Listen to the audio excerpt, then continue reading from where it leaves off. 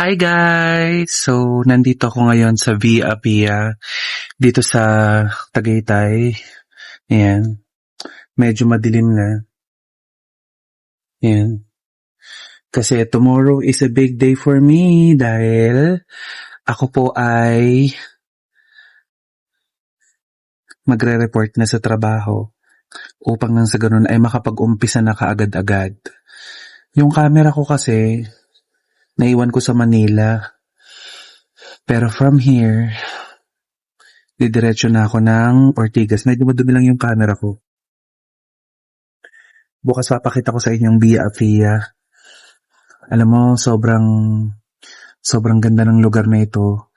At kapag gusto kong mag-isip, gusto kong alam mo yun, ito yung tranquilizer ko eh. Yung pumunta ng Tagaytay at makapagmuni-muni, makapag-isip, makapagpaalam sa mga bagay na dati hindi ko naman nagagawa kasi wala akong lakas ng loob.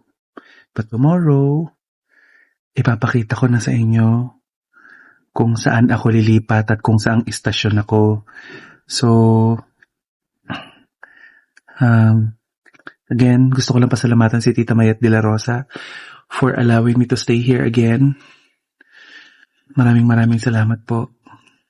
Sobrang ganda ng place, sobrang nakaka-relax. Kasi sa totoo lang guys, kinakabahan naman talaga ako. Kinakabahan ako dun sa bagong lilipatan. Hindi dahil natatakot ako or may alinlangan ako, kundi alam mo naghahalo yung excitement, naghahalo yung kabakla. Hindi naghahalo yung excitement, naghahalo yung what if, mga ganon. Pero wala akong alinlangan. At maraming salamat sa istasyon na ito dahil tinanggap ninyo ako at pinagkatiwalaan nyo ako muli. Dahil may nagtiwala dati, pero yun nga, it turns out na parang hindi naging maganda yung aking pag-alis. However, naririnig nyo ba yun? Yung mga birds. Ay! Galit ako para sa birds! Hindi naging maganda yung yung pag-alis ko. Pero malinis nakapag clearance ako in whatsoever.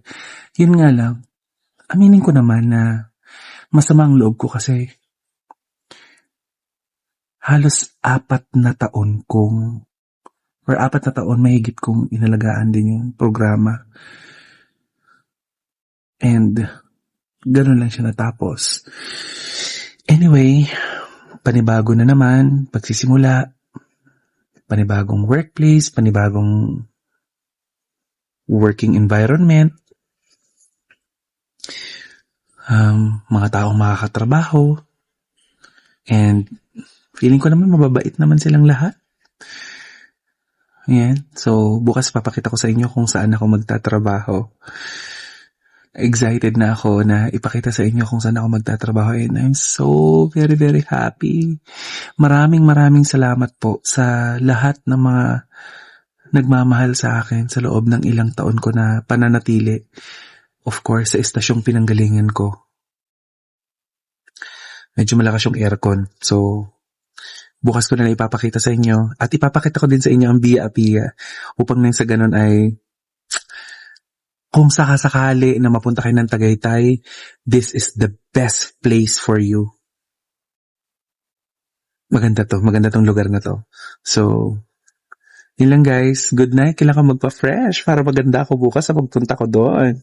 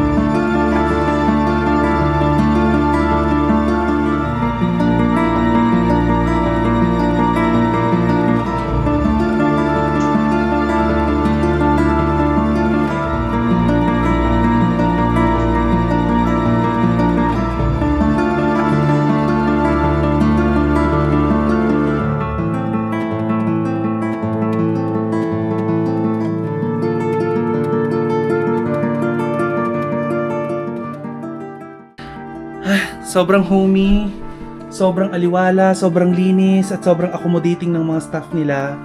Thank you so much, Tita Mayet. And alam nyo ba, very affordable to. Pwede nyong dalawin ang kanilang Facebook page upang nang sa ganun ay malaman nyo kung magkano ba yung mga rates nila, especially ngayong summer season.